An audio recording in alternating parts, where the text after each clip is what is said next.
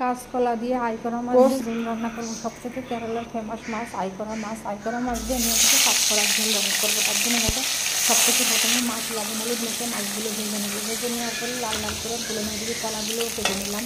কলাগুলো কেটে নিচ্ছে, মাছও ভাজা হয়ে গেছে, মাছ তুলে নিচ্ছে। এখন শুকনো লঙ্কা তেজপাতা জিরে ফোড়নে দিয়ে দেবো। তারপর দিয়ে দেবো কয়েক ছোঁয়া রসুন। তারপর দিয়ে সামান্য একটু পেঁয়াজ নাড়াচাড়া করে তারপরে কাঁচকলাগুলো দিয়ে দেবো।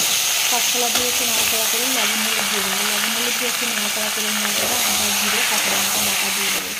দিয়ে দেওয়ার পরে একটু ভালো করে নাড়াচাড়া করে নেবো। নাড়াচাড়া করে নেওয়ার পরে তারপরে একটু সামান্য লঙ্কার গুঁড়ো দিয়ে দেবো। লঙ্কার গুঁড়ো দিলেও চলে, না দিলেও চলে। যাতে সামান্য একটু কালার হওয়ার জন্য লঙ্কার গুঁড়ো দিয়ে দিলাম। এখন জল ঢেলে দিচ্ছি। জল ঢেলে ভালো করে জাল উঠে যাবে, তখন দিয়ে দেবো মাছ। মাছের কয়েক টুকরো কাঁচা লঙ্কা ছিঁড়া দিয়ে দিলাম কয়েকটা। মাছগুলো দিয়ে দিচ্ছি। ভালো করে জাল হয়ে গেলে একটু সামান্য একটু গরম মশলা কিংবা ভাজা জিরে এগুলো দিয়ে নামিয়ে নেবেন। আমি কিন্তু গরম মশলা দেয়নি, আমি ভাজা জিরে পুরো পাউডার বানানো ছিল সেইটা দিয়েছি। এইটা কারণ কি কাঁচকলার সঙ্গে